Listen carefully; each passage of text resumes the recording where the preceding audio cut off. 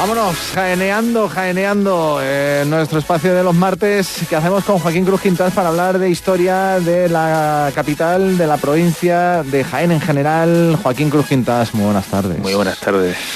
Oye, la semana pasada nos quedamos hablando del tour que hizo... ¿Te ha gustado lo del tour? Me ha encantado. El tour que hizo Felipe IV por nuestra provincia, gira, no sé qué año fue, gira 2010, 2011, no, sería muy anterior. Claro. Bueno, pero nos quedamos a medias y además nos quedamos al final como hablando de un poema que hizo Manuel Machado en torno a esa visita o en torno a Felipe IV, bueno, no recuerdo bien. No nos dio tiempo ni siquiera a comentarlo, ¿sí? Pero tenía interés en, antes de seguir hablando de esa... bueno, que lo hablamos off the record, exacto, es que ya se me confunden los términos. Entonces, bueno, antes de hablar de cómo continuó esa visita por Jaén y bueno, por la provincia y sobre todo por la capital, pues a mí me gustaría traer aquí ese magnífico poema de Manuel Machado que dedica Antonio de Zayas, duque de Amalfi, pero que habla o que se inspira en un cuadro velasqueño, sí, de Velázquez, de Felipe IV, ¿no? Antonio de Zayas, a quien se lo dedica, fue diplomático y un escritor modernista, amigo de los Machado. El propio Juan Ramón Jiménez dijo que fue quien introdujo en España a los escritores parnasianos y simbolistas, ¿no? Bueno, la influencia del parnasianismo en Manuel Machado, pues también está aquí muy presente, sobre todo en este poema, lo voy a leer ahora, sobre todo, pues aparte de esa búsqueda de la perfección formal, ¿no? Y alejada de ese subjetivismo romántico anterior por la presencia de temas históricos, de temas aristocratizantes, decadentes. Ahora veremos, porque el poema es uno de los, yo diría, de mis preferidos, ¿eh? ¿Ah, es sí? Un poema que me encanta, ¿no? Que está, como digo, pues basado en un cuadro además de Velázquez, ¿no? Y dice así: nadie más cortesano ni pulido que nuestro rey Felipe, que Dios guarde, siempre de negro hasta los pies vestido. Es pálida su tez como la tarde, cansado el oro de su pelo undoso y de sus ojos el azul cobarde.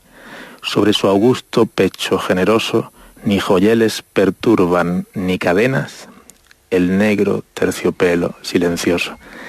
Y en vez de cetro real sostiene apenas, con desmayo galán, un guante de ante la blanca mano de azuladas venas. Olé, no, es una maravilla.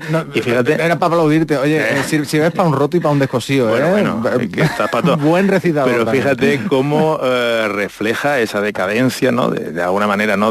También del imperio, sí, la presencia del negro, que en aquella época, fíjate, sí, que el negro se comienza a poner de moda, un poquito en la época de Carlos V, Carlos I, pero sobre todo en la época de Felipe II, cuando se pone de moda en la corte, ¿no? como símbolo o signo de elegancia, de etiqueta, y todavía llega hasta nuestros días. Es decir, el negro es etiqueta porque tiene su origen en la corte de Felipe II, sobre todo, ¿no? Pero es que en la época de Felipe II se descubre, estamos ya haciendo una digresión, pero bueno, yo creo que merece la pena, porque se descubre en la América un árbol que es el palo de Campeche.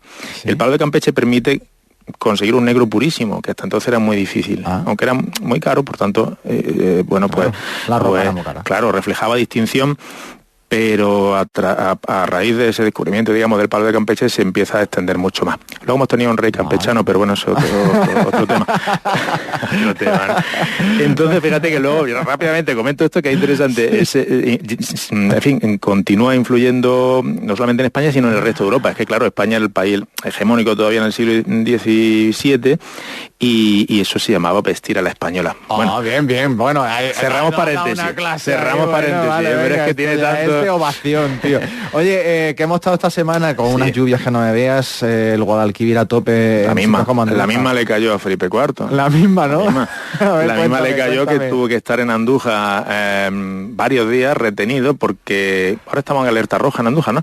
Pues él estuvo varios días retenido por la crecida del río Guadalquivir. Entonces la EMES no estaba, ni la Confederación no estaba. de Guadalquivir. Los profetas del tiempo no existían todavía, que fallan más con la escopeta de feria. Pero sí existía, esos temporales, quizá no tan frecuentes, o sí, no lo sabemos, o no, yo no lo sé al menos, no tengo datos, ¿no? Pero lo que sí es cierto es que el viaje fue, ya sabemos que lo hizo en invierno, acabó en primavera, pero lo comenzó en invierno y, en fin, lo pasó regular. Pasó por Andújar cuando iba camino de Córdoba a Sevilla, luego daría la vuelta y ya regresaría a Jaén por Granada, como dije. Y el Guadalquivir a tope. Bueno, ¿qué recibimiento tuvo en la capital? Porque claro, él venía para acá, estamos hablando de Felipe IV, el recibimiento militar que pudo tener aquí en la capital jienense, imagino, Joaquín Cruz Quintás, imagino yo, que sería un recibimiento bien, sí, de oropeles. Y además, fíjate, dijimos el otro día que fue el 11 de abril del año 1624, cuando llega a Jaén, pues nos imaginamos, arribando la comitiva con un estruendo impresionante de salvas militares desde los alcázares, desde lo que conocemos como el castillo y todo el recinto en fin, que corona el cerro, y allí el capitán de artillería del castillo, que se llamaba Salvador Caro de Roja, pues precisamente el que organiza toda esa salva coordinada con mosquetería, con artillería,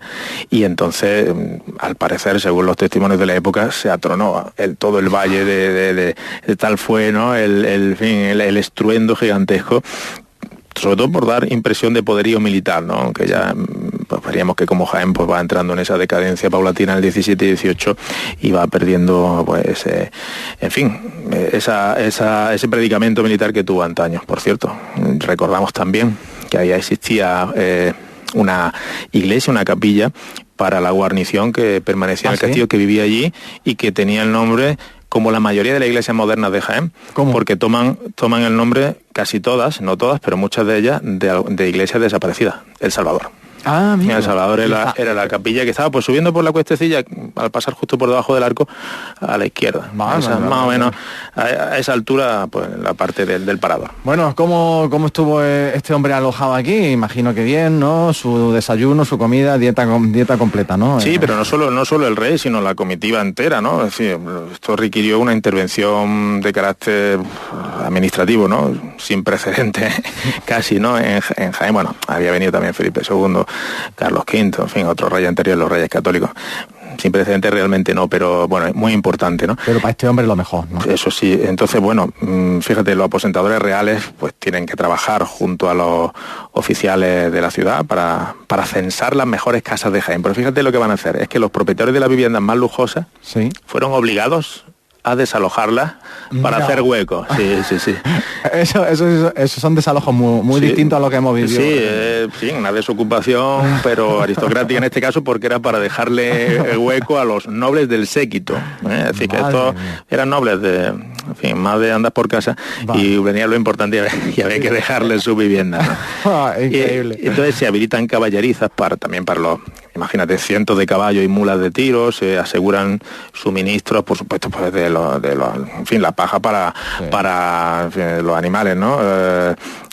Cebada, leña, en fin, lo básico, ¿no? Estamos en invierno, bueno, ya era abril, insisto, pero bueno, que haría fresquito todavía y había que estar preparado, ¿no? Entonces fue una ocupación temporal, podemos decir, de la ciudad, donde cada rincón pues se pone al servicio de la corte. Y luego el rey, como dijimos, y su séquito más cercano, pues estuvo en el Palacio del Obispo, el Palacio Episcopal, que era el edificio más, digamos, suntuoso, más seguro también de la ciudad, pues frente a la catedral, y el cardenal de Jaén actúa como anfitrión, en este caso de mayor rango, decora la estancia con los mejores tapices y colgaduras de seda que hay en los conventos, en fin, lo van también decorando, y la cena ofrecida al monarca, en este caso, pues podemos decir que, lógicamente, fue una cena muy lujosa, ¿no? Se sirve, se sabe que se sirve en vajillas de plata, y algo que sabemos también que el rey alabó especialmente, es decir, tenía buen gusto. Y bueno, pues lo que se buscaba con esto, ¿qué se pretendía? Pues evidentemente reforzar los lazos entre la corona y la iglesia local, ¿no? Otro día, dentro de muy poquito, vamos a ver si es posible la semana que viene, hablaremos del cabildo de la catedral de Jaén y su importancia en determinada época, bien. Pero que sepamos que, en fin, en general, la diócesis de Jaén fue una diócesis potente dentro del reino. La visita de Felipe IV a Jaén, pues eso también pues, hace falta otro tour interno, que es el de vamos a visitar la ciudad, ¿no? Hubo visitas, hubo recorridos por la ciudad, hubo incluso hasta una restauración, ¿no? Claro, porque, bueno, evidentemente los que venían a Jaén iban a venerar el Santo Rostro, ¿no? Y fue el viernes 12 de abril cuando el rey protagoniza lo que fue el acto más religioso más solemne de su estancia en Jaén, ¿no? Imaginamos una catedral que todavía evidentemente estaba en construcción, ¿no? Y bueno, evidentemente pues el momento clave fue este. El rey tuvo un gesto de, bueno, pues lógicamente de humildad, del monarca, idea de monarquía hispánica, ¿no? Besa la reliquia, reafirma también su papel como defensor de la fe católica. La importancia, la defensa del catolicismo por parte de España ha sido incomparable. Siempre la vinculación de España con lo católico ha sido absolutamente fundamental. Y también pues para la identidad de la propia ciudad era un acto muy importante, porque el Santo Rostro también es símbolo de la tradición y de la religiosidad de Jaén. Desde ahí pues van a trasladarse a la Fuente de la Magdalena. La Fuente de la Magdalena era uno de los hitos arquitectónicos legendarios más queridos de Jaén. Hoy lo tenemos también como algo simbólico, pero entonces era una visita obligada. Nadie venía a Jaén, ninguna personalidad importante venía a Jaén sin visitar la Fuente de la Magdalena, que por cierto estaba llena de pinturas de los monarcas desde la Reconquista en adelante, y lo que se hace es refrescar esas pinturas cuando viene Felipe IV, o sea, restaurarlas, ¿vale? Restaurarlas. Y fíjate, este detalle me gustaría comentarlo, ya no creo que nos quede mucho tiempo, pero lo comentamos porque Ordóñez de Ceballos y Jiménez Patón también, en su Historia y continuada nobleza de la ciudad de Jaén, tratan de la grandiosa, dicen entre comillas, grandiosa y famosa Fuente de la Magdalena, porque nadie viene a ver el santo sudario que en segundo lugar no traiga por memoria el verla y llevar, que admiren los de su tierra. Y dice también, sale de una peña por una boca que tiene de alto el estado de un hombre, la altura, la estatura de un hombre, despide de ordinario, de normal, diríamos nosotros, el grueso de un cuerpo de un buey de agua. Ese era el caño que salía de manera normal, sin crecida de agua, por la Fuente de la Magdalena, y hace una balsa cuadrada honda a la que se desciende por gradas. Se mantiene eso, ¿no? Sin agua, pero se mantiene. Sí. Por obviar los peligros está defendida de unas muy fuertes y grandes rejas doradas. Eran doradas la rejería que tenía. Ahora mejor no comentamos, esperemos que pronto la sustituyan.